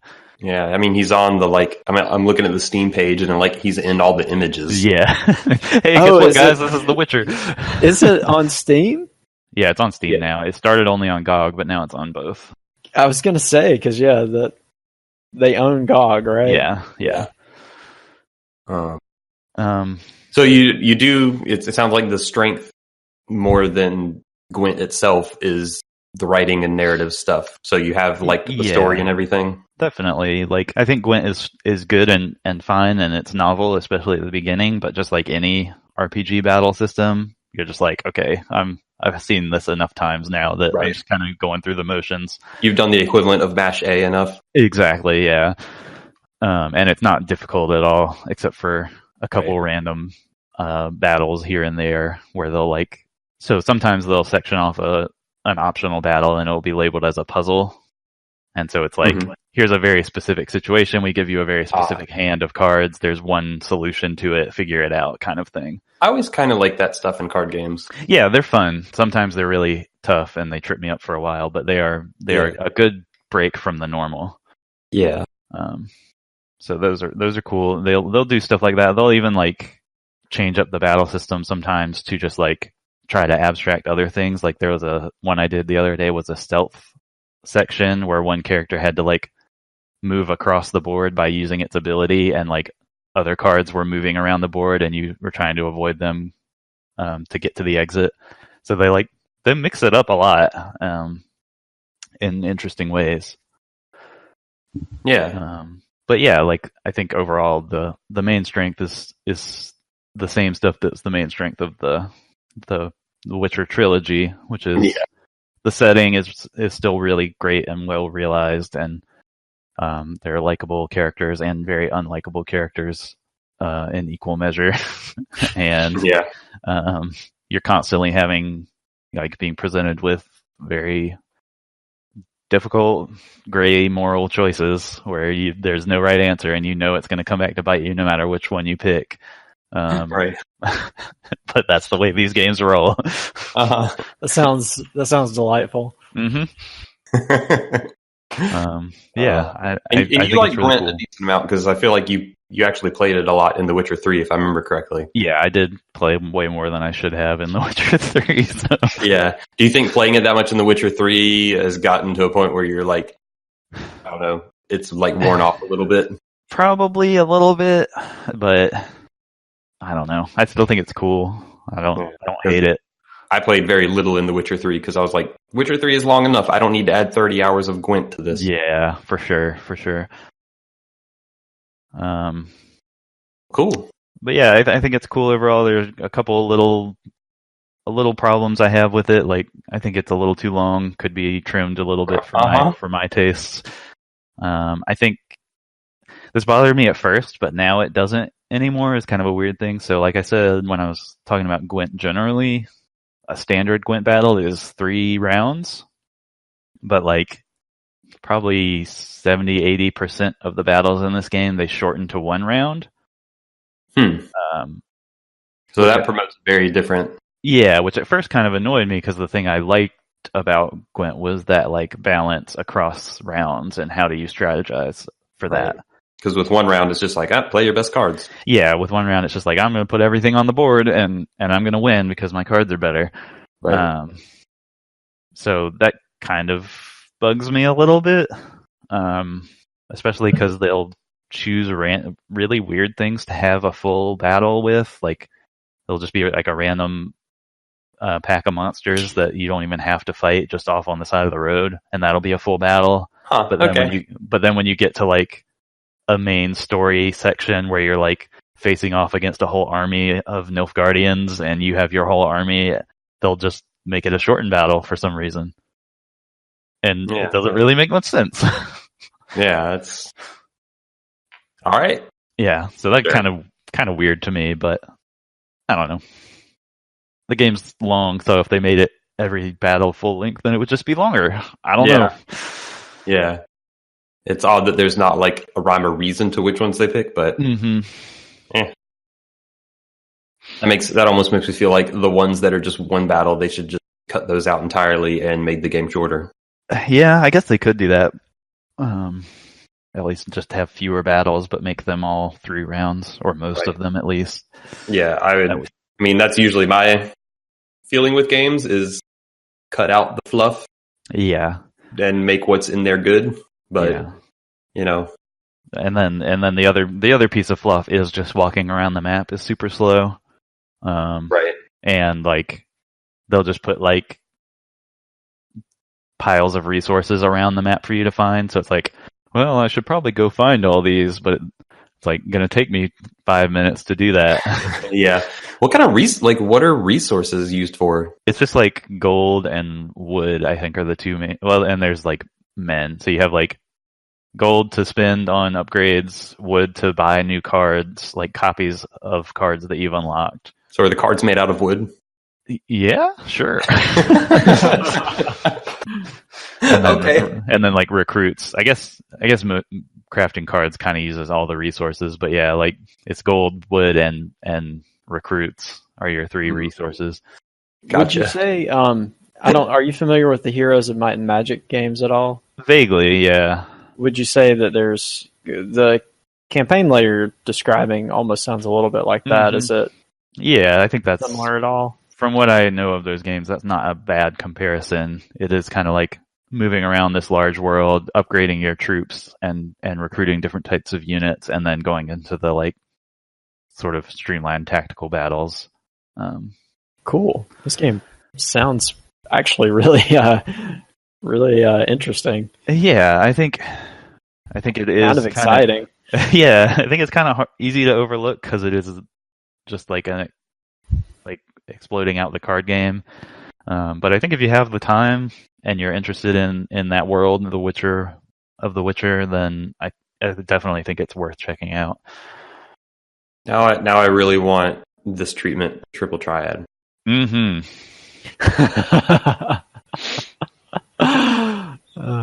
One can hope. Yeah. So I could go into more about the character stuff, but it probably doesn't. It's probably not worth going super in depth on that stuff if you don't have the context. But yeah, I mean, do you think? Just I guess just at a high level, do you think it works? Yeah, I do think it works, and like they'll layer in stuff from like optional content. So there's one pretty good example I can share that is a side quest, so I don't consider it much of a spoiler, even though it's from mid part of the game. Mm-hmm. There's like one, pretty sort of stereotypical but still funny character who's like the wandering knight who hates all monsters and like goes off talking about the good book and like very chivalrous and all that stuff that you can recruit early on, and he's just always good for a laugh. And anytime if you have him with you, because you don't have to recruit him, but if you have him with you, anytime there's like monsters around, he's always like, they'll always put in extra dialogue about how he's the first one to charge in with his lance out. And then there was this side quest I had where a dragon had burnt a village, and we had like fought it off, and then we were going to go finish it off because it retreated to its lair. And then there's a little bit of a twist where maybe the dragon wasn't totally in the wrong. And so you get the choice of whether to spare the dragon and let it live and leave the area, or to just kill it. And if you have this guy with you, he's not having anything with you if you decide to spare the dragon. Yeah. So it's like gives these extra layers to a side quest because of a character that you didn't even have to recruit, and it does that kind of stuff fairly often. Yeah, that's cool.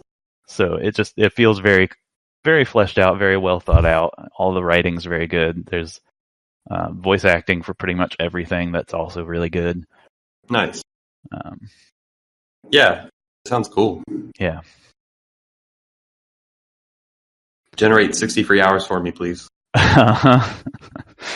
Yeah, I might put that on the wish list and see if it hits another sale before the year closes out.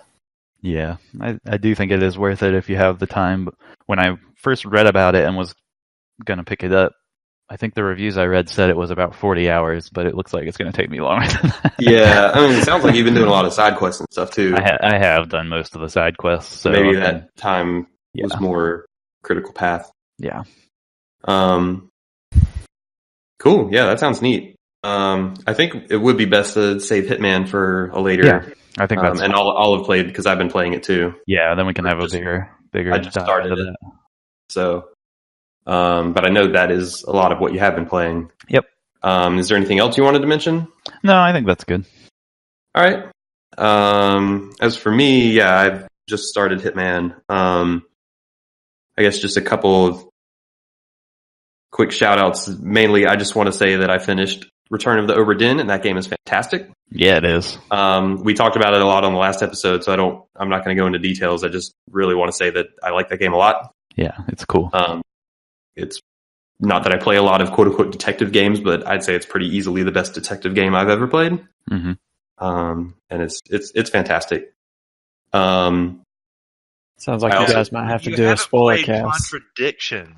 I have not. You're right. So, what can you tell me about the detective game Slapdown? But yeah, Over It End's fantastic. Yeah, I like it a lot. I also participated in Extra Life and played about 14 and a half hours of Metal Gear Solid 5. Yeah, you did. Yeah. That was a time. Mm-hmm. That game's real goofy. And pretty dumb and silly in ways, but also I had a good time with it. Who made that again? I think his name is like Hideo Kojima. That sounds familiar. I don't know. How do you say it? He should put it in the game so people will know who made it. Yep. Oh, okay. Thank you, boss. Can I have another? Or what is it they say whenever you punch them in the face? Oh yeah. Oh yeah. Watching you run around your base and like punch dudes and yeah, you throw some guy off your base and they made me fail. Yeah. Wow. It was like a tutorial section too, and like I went through all this tutorial stuff, and then I accidentally like kicked a dude just flying off my base into the water. I don't know if it was accidental or not. I'll say it was at least 20% accidental. It was testing the waters. Literally and figuratively. Wah, wah. I made sure to test every part of that game that I could in the time I had. Man, Fultoning a bear though. Yeah, Fultoning the bear was great. I got some sheep as well. I wanted the Fulton D horse, but they wouldn't let me. Yeah. Maybe you should post some links or a link in the show notes. In the show notes, yeah. Yeah, my entire stream I recorded and have since uploaded to YouTube. So it is there for all the world to see in its dumbness. I got hit with some copyright notices, which was fun. Apparently, they didn't like me playing the final countdown, which is insane. That was the song specifically that got it. That was the only one. Yeah, there were a few other songs that apparently there are multiple types of copyright claims. There was one or two other songs that made claims where they didn't require it to be taken down, where it was basically just like, I think that just means if any money is made off of these videos, they get it instead of me. I think that's what the claims were. The final countdown was the only one they actually censored. They were like, you can't have this. They're taking your YouTube monies. Yeah. You can't have this. But YouTube has this option, apparently, that I learned of when I was going through this, where it'll edit out the section that has the claim on it. So if you actually watch I put it up in 6 parts, and apparently I played the final countdown in both part 5 and 6. And I used this YouTube automatic edit thing, and it just silenced the section of the video where I played the final countdown. So there's like a 4-minute chunk in each of those last parts that is just silent. Yep. So whatever, it works. You don't get to hear me talk during those 4 minutes or hear any game sounds or anything, but whatever. It's all good. That game, I enjoyed that game. The first like half of my time, I was kind of exasperated with it, and kind of the way I get exasperated with a lot of Metal Gear shit. Yeah. But by the end of the game, I was digging it. Like you can get into some fun open world, quote unquote, stealth situations that are amusing. I guess as a side note too, that's one of the things that's interesting about the Metal Gear franchise is that it's systemic and it has all these they tend to be somewhat systemic and have all these weird little intricacies that make these funny, goofy experiences. But yeah, then I guess the main plot lines just kind of get so bizarre. Yep. But yeah, that game was not a bad way to spend 16 hours on a Saturday. If I had more time, I'd play more, but I always hear that's like a 70, 80-hour game or something ridiculous. So right, I probably won't play any more of it. But it seems neat. I tuned in at the very end of that. Oh, a couple times during the day, but yeah, at the very end of that, I remember tuning in, and you had just gone loud, so to speak. Yep. Yeah, it was near mid. So I was stopping at midnight, and it was like 11:15, 11:30. So it was close to midnight, and I had been mostly playing stealthy, and I was like, well, I don't want to, but playing stealthy makes it take longer. And I was like, I don't really want to stay up much later than midnight, so I'm just going to go loud in this mission. I'm either going to fail horribly or just blow everything up quickly to make it to midnight. And that was like the easiest mission in the entire game, because it turns out when you just blow stuff up, it's pretty easy. Yeah. Though at that point, I also had just had some good gear. Yeah. And some good nachos.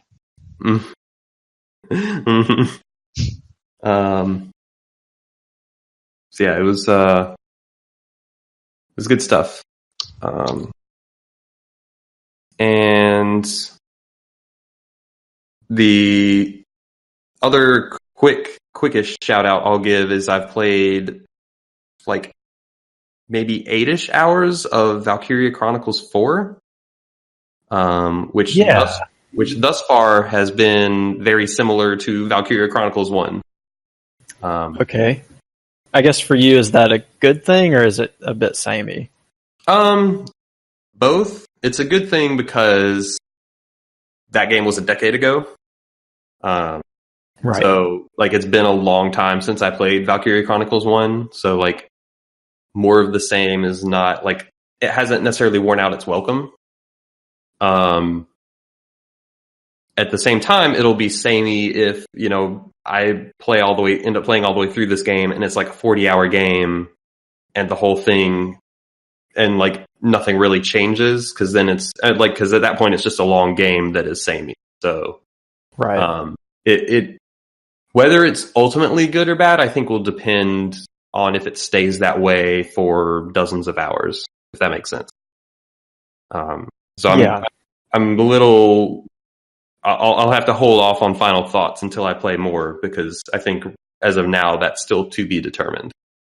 Yeah, and I guess they also have released other games in that franchise, which, if they're just following the same pattern, I mean, maybe, unless this is a return to form, it sounds like it's very possible that Valkyria Chronicles 2 through 3 and all the intermediate ones are also kind of formulaic. Yeah, I've heard. I didn't play 2 or 3, but I've heard that they're a slightly different structure. They were PSP games, and I've heard they're a slightly different structure, and that from what I've read, 4 is quote unquote a return to form, like it's a back to basics kind of thing. Like, I've seen numerous comments of people that are like, "Yeah, I've played all the games, and this is the one that feels like the true sequel to the first game." I haven't played the PSP game, so I can't really confirm or deny that. That's just what I've read. But yeah, so far I've enjoyed it. And like I like it for the same reasons I like the first game. I'm mainly curious how it's going to be down the stretch, because I still feel like I've barely gotten past like the kind of intro-y stuff. But I've already started to have a few like larger maps, and they do have a new unit type in the game, and a few other like newish mechanics.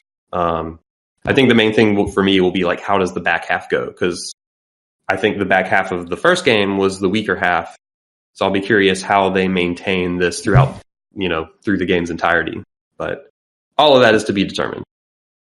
So far, it's been a very solid execution of what that first game did, but maybe not really much more, if that makes sense. Yeah, I can definitely get what you're saying. And I remember I had some issues with the first game. Mm-hmm. Yeah, and I'm curious if because I had some issues with the first game as well, but most of them popped up in the second half, so I'll be curious if this game pops up that kind of stuff too, or if it'll be better. But I'll update more on that later. The main game I want to talk about, the only other game I want to talk about, is Tetris Effect, which is pretty rad. I don't know how much you all know about this. I know that I've listened to the soundtrack and I like it. Is very good. I mean, it sounds like for people who are into Tetris or Tetris-like games, it's kind of the exciting new thing, but I'm not really that target market that much, so I'm kind of just kind of observing from a distance for now. Yeah, I think the only reason I didn't jump on it was because I'm like, I don't know that I really like Tetris that much, but it does sound like this is a very high quality product, even if you're not like a huge Tetris fan. Yeah, and that's kind of the thing, is that I'm not really a huge Tetris fan. Mm-hmm. But like I really like Tetris Effect. And like the music has a lot to do with that, and it's like its music and presentational stuff is a huge part of that. Yeah. Because I mean, we've freaking everyone's played Tetris at this point. Like, it's one of the most ubiquitous video games ever made. Yeah. But it's always been kind of a dryish puzzle game to me.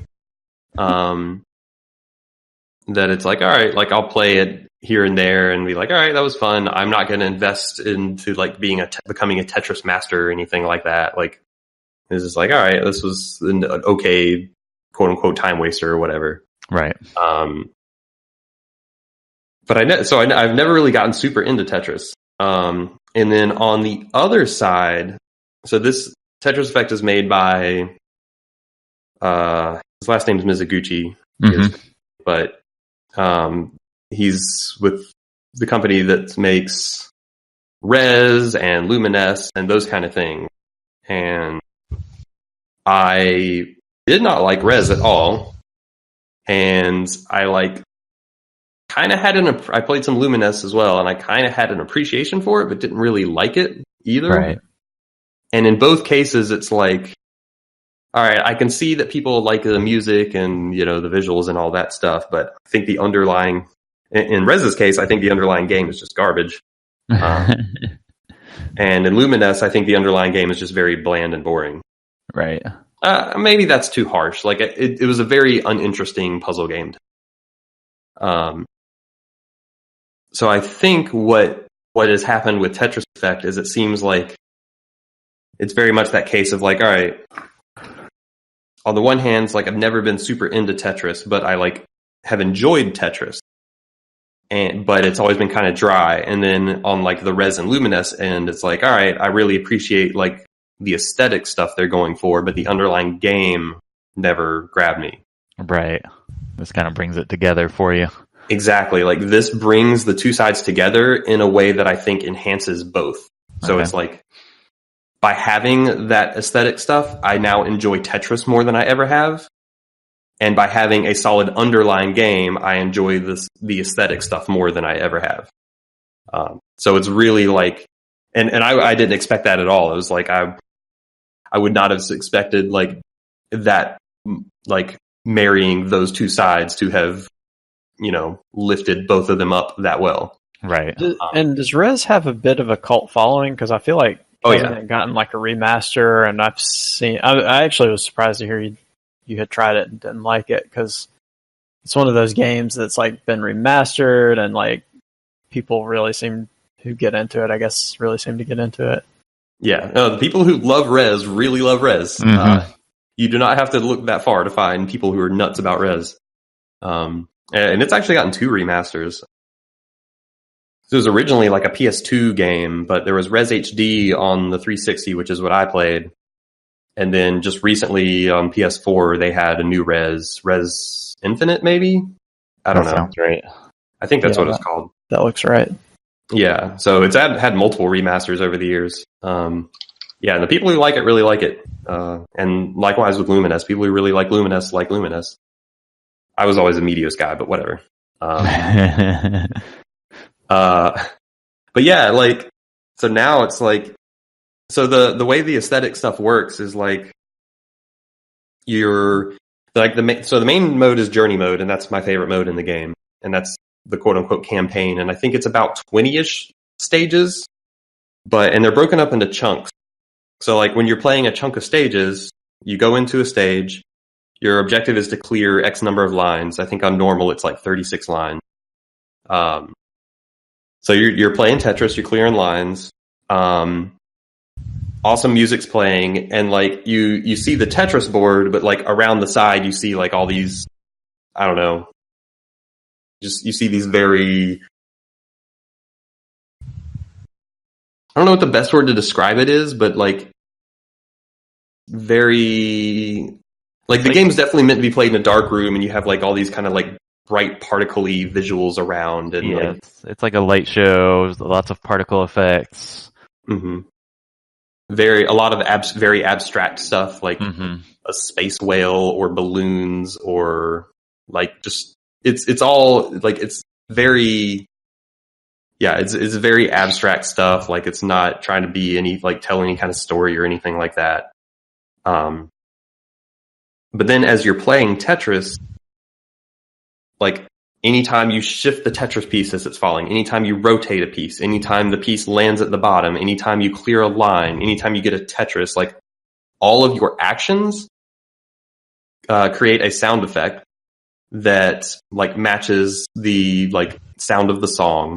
And it also will cause things in the, periphery, the visuals, to change as well. So it creates a very, just kind of, I don't know if you want to say immersive or whatever, but this kind of stuff is really hard to describe because it is all very abstract and kind of fuzzy, but it's like, it really, like all of those sound cues and visual cues, like really pull you into all the little motions you're doing and all the like feedback you're getting from clearing lines and creating Tetrises and all that stuff. Right.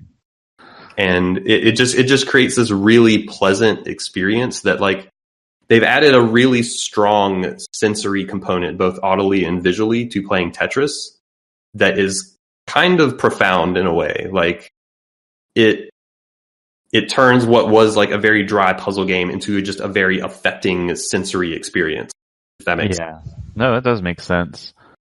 And it's really freaking awesome. Yeah. And it's hard to convey how effective it is without like, I feel like you would have to hear it and see it, because I think the music is incredibly good. I think the visuals are incredibly good. There's a lot of variety. Like there's like a jazz level where it's like downtown jazz, and like the visuals are like, a darks, like dusk in a city, and like all the sounds are like jazzy sounds. And then like, you have another one that's like very tribal stuff, and like you get like a lot of like, I don't know, natural and or jungle imagery or whatever, and like a lot of chanting, and like the variety of all the music stuff is really good. You have like some watery themed levels, like there's, like I said, there's about 20-ish levels, and each of them have a different theme. And when you go through a chunk of levels in journey mode, it like kind of naturally transitions from one to the next. So you kind of like, it basically is just queuing up a bunch in a row, and you just play through them and just kind of sink back and, relax and play some Tetris. Like you do. Yeah, like you do. It's really fun. Nice. And I never thought I would be, like, it's by far the most fun I've ever had playing Tetris. Right. I mean, I said I'm not that big into Tetris, but yeah, this is by far the most fun I've ever had with it. And found myself just listening to the soundtrack on the side a lot. It's really good. They do have some other, like, more challengey type modes. Like, there's probably like a dozen, maybe more, of like kind of your, I guess, classic Tetris challenge type stuff. So it's like, all right, clear as many lines as you can in 3 minutes. Like clear, survive as long as you can. Like just those kind of like score chasing challenges. Right. But for me, the big draw is definitely the journey mode.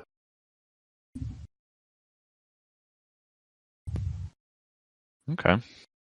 Yeah, it's really cool. Yeah, I mean, it sounds cool. I definitely want to try it out. I don't know for sure whether I'll jump in and buy it myself or not, but from everything I've heard, it sounds like just the combination of, like you said, the audio and the visuals and how they connect to you playing the game. Just kind of, it's all designed very particularly to get you in a groove and a mindset that is cool. Yeah. Like, I guess you could call it like a trance type thing if you wanted. But it's like, it is very well designed, like you said, because I feel like it actually started making me think like how poor most video games are at. So like, if you think about video, like, all right, there are 5 senses. Yep. You don't smell or taste a video game, but the other 3 all work. There is a level of feel, sound, and visuals to games. And I feel like most games do a pretty, I won't say poor, but like most games I think could do better at like making those 3 feel better in unison. Yeah, I agree. And like Tetris Effect nails that. Like all 3 are connected. So it just makes the sensation of playing like feel really good. Yeah. And it has made me think of like, man, why can't more games like really use, those three methods of interacting, touch, sound, and look. Like, why can't more games use them that thoroughly and holistically? Right. It's really cool. I think that's a good question. I wish more games would do that. Like, yeah, that would be cool. One of my favorite games from I can't even remember last year, I think, was Hellblade, because it did some of those things so well, and most games just don't. Yeah. Yeah, most games do it in just like that very straightforward way of like, I guess in some ways games are still a lot like chasing movie type structures, and like that means your input is just kind of added in next to the visuals and audio, and like there are definitely, I'm not trying to say no game does it well, but like, because there are definitely games that like have good sound cues tied to your inputs and that kind of stuff, but this kind of thing just does it on like such a more comprehensive level. Right. Yeah. That's like, man, this is just freaking rad. And it's being applied to something fairly simple like Tetris, but it's like, it definitely gets you wondering of like, man, what if like a game with bigger scope was doing something like that? Right. Yeah, I don't know. It's really cool. It is a great way to play Tetris. It's a great way to listen to good music. It's a fun time. Yeah, that sounds awesome. I think that's really all I had to talk about. If no one else has any questions about Tetris Effect. I guess my only question would be like, how much of that do you see yourself playing going forward? Like, is it something you will likely just keep going back to, or like, do you have goals in it that you want to do? I did have some goals that I've completed. I've probably played the game at least a good 10-ish hours, maybe 15. I don't know. It doesn't have like a time. There's no measure of time. There are in-game challenges in addition to trophies. Time does not exist in Tetris. There's no time in the Tetris Effect. You just kind of lose time, man. Lose track. I think I'm at the point actually where like, if I wanted to, like, there's basically 2 things left for me to do. Is like, I'm more likely to just treat it of like, oh, if I just want to zen out playing some Tetris, I'll just go back to journey mode and just do that on, easy or normal. Sure. I think the only other thing left for me to do with the game would be to try and actually practice and become better at Tetris, like move up to the expert level. Right. To where I feel within reach, or does that feel like unobtainable? Like the quote unquote master level feels unobtainable right now. Yeah. Even the expert level, I would need some good practice. Like I like this game, by surfacing like the different difficulties and like, score challenges and stuff, like it definitely reveals that like, oh, hey, there is a very high skill ceiling to Tetris, and I'm nowhere near hitting that ceiling. So like, yeah, it would definitely take some work to even be able to do like at the expert level stuff. And I don't know that I'm willing to commit that time and energy to being great at Tetris. So I don't know that I'll do that. But to answer your question, unless you're like already a Tetris master, there is a lot of challenges to try and master. Like if you want to dig in and like practice and become legitimately good at Tetris. Yeah. There is plenty of that to do here. I would imagine there's been plenty of that kind of stuff in most versions of Tetris. Probably. I just haven't played many versions of Tetris. But there is plenty of that here. Like there is a lot of stuff to dig into if you wanted. Though if you're already probably a Tetris master, you'd probably like load up this game and within like 5 hours have mastered everything because you're already good at Tetris. Right. So, because to be clear, the underlying game is 100% Tetris. Like, yeah. But I mean, it does incorporate the rules changes that Tetris has had over the years. Like you can hold a piece, you can see the next piece coming. They have the advanced maneuvers like T-spins and stuff that have all their way into Tetris over the years. But some of that was new to me because I haven't kept up with Tetris over the years. Yeah, I don't really know what all that means. So yeah, I mean, I can describe them if you want, but it's probably not really worth it. Fine. Point being, there is more to it than like original Game Boy Tetris. Sure. And the one new mechanic the game adds is called the zone, which is like as you clear lines, you build up this zone meter, and then when it's full, you can trigger it at any point to basically freeze. It basically stops pieces from falling. Mm-hmm. So it takes off all time pressure because the game gets really fast. Even on normal at the end of Journey, it's like going at super high speeds. Like, right. It actually gets pretty challenging, even on normal. But anyway, Zone will like freeze everything, and it's like, all right, you got a couple seconds to like take your time, think about it, and place things down. But the other thing Zone does is it holds your line clears until Zone is finished. So like, let's say you go into Zone and then you get 3 Tetrises in a row. Then it clears and that counts as a single 12-line clear. So it's like, and they have fun terms for all of these. So it's like a dodecatris or something. Yeah. So like the way points scaling works, like a 12-line clear is worth like big points. Yeah. I think it goes up to either 18 or 20 is how many are possible on a board. Which is, and they call whatever the highest thing is called a perfectress. Perfectress. Yeah. They have all sorts of fun names for, yeah.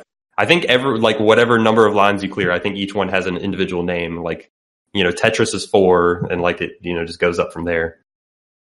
Yeah, it's so that's like the main quote unquote new mechanic. I think the highest I've gotten is like 15 or 16 in one clear.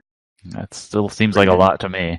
Yeah, because you're like, I feel like to get more than that, you'd basically have to have the board set up perfectly before you trigger zone mode. Because like, when you go into zone and then pop down a straight piece to, get 4 lines, like those 4 lines are still taking up space at the bottom because time is basically frozen. Right. So like you just have less room to work with above that. So like, once you lock in like 12 lines or something, it's like you're like really fiddling with like very little space at the top. Mm-hmm. But your pieces also aren't falling. So, and you have to do all this quickly because zone does not last but a couple seconds. Right. But yeah, it's fun. That's interesting. Yeah, I think it's a really fantastic game. Like, unless you just like, if you've ever had any appreciation for Tetris, like I think it's great. Cool. Even if you're not like a big Tetris fan, which I wasn't. Yeah, that's one that I just need to make a decision about whether I want to check out or not. It's kind of just been on my radar, but not on my immediate list for me. Yeah. And some people gripe about the price tag. So I mean, if that's the biggest gripe, then I'm sure it'll go on sale at some point. Yeah, I mean, that's not really my worry, but yeah, I can understand that if somebody didn't have $40, or if they did, that might not be the one thing they want to spend it on. Yeah. You don't have to look far to people being like, I'm not spending $40 on Tetris. Yep, that's fine. Then don't do it. Yeah. But yeah, it's really cool. I've enjoyed it a lot. But I think we're going to call that a show. It was one. It was a show. Maybe we'll get our next episode in before a month passes. Yeah, I hope so. Maybe catch up episodes. I've got Here's your 2 hours. Here's your 2 hours of ATACS. Maybe in 2 weeks we can be a normal rotation, do another episode in 2 weeks, talk about Hitman and other games. And then about 2 weeks after that, it'll be Game of the Year time. Yep, that's coming up. Mm-hmm. We're in December now. It's getting there. Time for the throwdown, the yearly throwdown. I still have scars. This has been a weird year too. It's hard. You guys don't know. You haven't seen how hard what this life has been. Oh man. But before we have our next episode, what is everyone playing? Will, what you got coming up? I'm about halfway through Hitman 2, so I'm probably gonna finish that off. Whack some dude with fishes and make people have some tragic accidents. We'll have to get into that on the big episode 50. Yeah, but that's the main thing. Nice. What about you, Nate? Well, apparently I've got about 30 hours left in Thronebreaker. But that and Hitman are the two things, and I could probably sit and spend as long as I was able to on Hitman. So those two games will be taking up a lot of my time. Yeah, and I'm pretty sure there's no fighting games coming out in the next week. Yeah, of course not. Yeah. I was not going to throw a wrench in things either. Nope, not at all. Yeah. Ryan, what you got going on? Probably Detroit, and I've also yesterday I spun up Spider-Man. Nice. Marvel's Spider-Man? Whatever the latest PS4 version is officially titled. Yeah, I got you. Yeah, it officially in the name is called Marvel's Spider-Man. So I have been swinging around New York City, I guess. Yeah, it's New York. Yep. As for me, I have also started Hitman 2. Played the prologue and first real level. I've also played like an hour of Donut County, so like halfway through that game. Yeah, you're halfway through. Congrats. Yep. So those are the two main things I got going right now. And a couple backlog games as always in the wings. But I think that's going to call it a show. This has been ATACS episode 49 with me, Flex, also joined by Will, Nate, and Ryan. Me, Will. And thanks for listening, and hopefully we'll be back before another month passes. And we are signing off. See you next time. Spoiler cast in the meantime.